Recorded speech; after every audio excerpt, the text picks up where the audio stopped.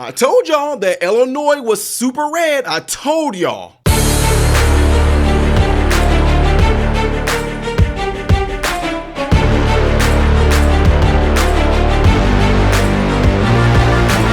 How are you guys doing? Welcome to the channel. I am Ty Smith. You're watching my channel, Modern Renaissance Man, in which I appreciate that you're doing that. Make sure that if you're following me on YouTube, that you're also following me on the platform you see above and below. Make sure that you hit that thumbs up button so this content can consistently be recommended to you. It's not that you like the video, but you want the content to consistently be recommended to you. And ladies and gentlemen, if and when you do subscribe to the channel, make sure that you hit that bell notification. That way, whenever I do post a video, you will be notified in theory. All right, appreciate it. Hope you guys are all having a good day, by the way. Ladies and gentlemen, I told y'all that we were making some big moves in Illinois.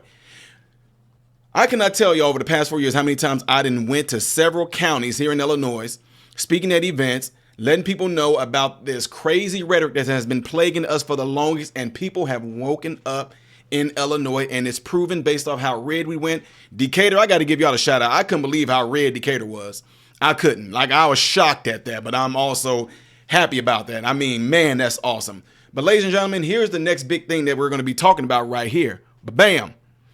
Rural counties in California, Illinois pushed to secede from blue states to separate from liberal-run cities after Trump's win. Says so flipping exciting, and flipping exciting indeed.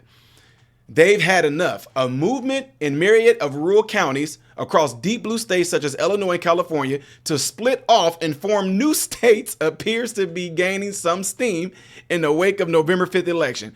Conservative residents of rural regions are taking note of their peers fleeing to lower taxed and less regulated red states, but they are ready to stay put, penning for divorce with the urban sectors of their state. A group dubbed the New Illinois State has drafted new constitution and championed plans to leave Illinois without moving. On election day, 7 rural counties in Illinois voted to contemplate splitting off from the state. There's a lot of people in Chicago, and I think they make a lot of decisions that affect people downstate. Phil Gueja of Iroquois County told the Wall Street Journal, which that is so true. Cook County, my God. It's just sending the message that, hey, you know there's people that would like to be part of the conversation and often aren't. In Iroquois County, about 73% of voters backed the idea of banding together with other counties in Illinois except Cook County, which encompasses Chicago, and forming a new state. Chicago is home to about 40% of Illinois population. While Gueja, I might be saying that wrong, doesn't anticipate a separation soon, some backers of a rural divorce think that an opening will come. We always believed that our best opportunity to negotiate our way out of Illinois was when Illinois was approaching that financial cliff. It's been on a path toward it for years. G.H. Merritt, who chairs New Illinois State, told the outlet.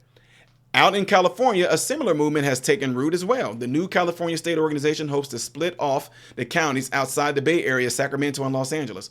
I'm so flippin' excited. Paul Preston, who founded the New California State, told the Wall Street Journal.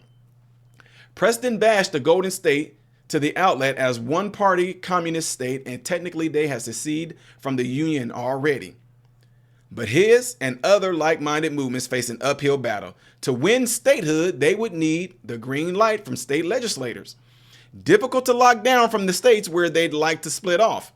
Hawaii was the last state formally added to the U.S. There have been efforts by Puerto Rico and Washington, D.C. to attain statehood, but none of them have garnered much steam. Following November 5th election, California Governor Gavin Newsom has visited red counties and told voters, message received. Yeah, right. I don't care who you voted for. Y'all remember I showed y'all a video. He was like, I don't care if you voted for Trump supporters, Robert Kennedy. I care about Tucker Carlson supporters. I care about Charlie Kirk supporters. I care about Ben Shapiro supporters. I care about all people. We knew, and I told you guys how, when I showed you guys that video, that I was like, he's doing his sales pitch already for the 2028 presidency is what he's doing. The state of Oregon has said we're not going to talk about it, and they are basically holding people in Eastern Oregon captive against their wishes. Matt McCall, executive director of Greater Idaho, told the outlet. A similar movement had taken place in 3 Maryland counties, Garrett, Allegheny, and Washington, which asked to join West Virginia and got support from Governor Jim Justice back in 2021. None of these counties have moved over. The urban-rural divide has long had, the urban-rural divide has long had ripple effects in domestic politics. President-elect Donald Trump enjoyed a mayor advantage over Vice President Kamala Harris in rural areas. I'm sorry, a major advantage, y'all. I said mayor. Trump enjoyed a major advantage over Vice President Kamala Harris in rural areas. Trump, 78, who managed to chip away at the Democrats' long-held grip on urban centers, dramatically reducing the margins in traditionally blue states relative to 2020 election. Throughout his campaign, the 45th and soon-to-be 47th president assailed liberal-run cities, claiming they were overtaxed, rife with crime, and falling apart, in which he is 100% correct. And what's sad about this is that it's amazing to me that a lot of you that are listening to this right now, a lot of you guys would rather not even want to address the issue because of your pure, crazy Trump deranged syndrome, your hatred for Trump, your hatred for the way Trump talks, your hatred for the way he walks, the hatred for how he smirks, the hatred for how he does his hands like this. No matter what it is, you're going to find some way to hate Trump. But what gets me and what is really crazy is the fact that you are neglecting the issues that are harming, that are plaguing, that are destroying our communities, that are destroying our finances, that are destroying you on a socioeconomic level. You will bypass all of that. Well, at least I don't like Trump.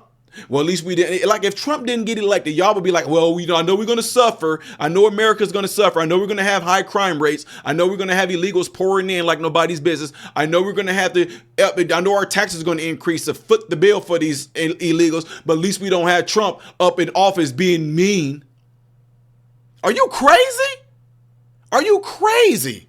See, I tell people all the time, I'm just being honest. Some of y'all don't have the mental capacity to see through things. And that's why I, in my opinion, believe some of us are meant to be in leadership positions based off of our intellect and based off of what we know and what we do see is going to benefit our own homes, for one, our communities, our cities, our states, our nation. Some of you are so hung up and so in your feelings, you do not care. So, for example, let me give you an example. I always use this at a metaphoric level, right? I'm not calling you guys kids, but I'm just using this as an example. Some of you do have the capacity of how some kids react to certain situations. If my kids had it their way when they were younger, they wouldn't want me in the house. My sons, when they were younger, because I was such a dad involved in every aspect of their lives, I cared about every aspect of their life. How's the coloring going, son? Oh, you did a good job. Now, this time, how about we try to stay in the lines? With first day of school, every day my kids went to, every grade that my sons advanced to, day one of school, I'm there meeting all the teachers. Yes, I'm dad. Let me know if anything comes up. In fact, do not call his mother. You call me first. Kids come from school. Hey, what y'all learned at school today? Oh, we learned Okay, well, show me what you're talking about. I would go in my son's room and see what they're doing. Play with them. I was involved with them. If they was gaming, I'll sit down and I'll game with them. If they was reading something, what do we read? What is that story about? Well, tell me what the story is about. Now, I'm saying all that to say this. There were times where I had to lay the law down.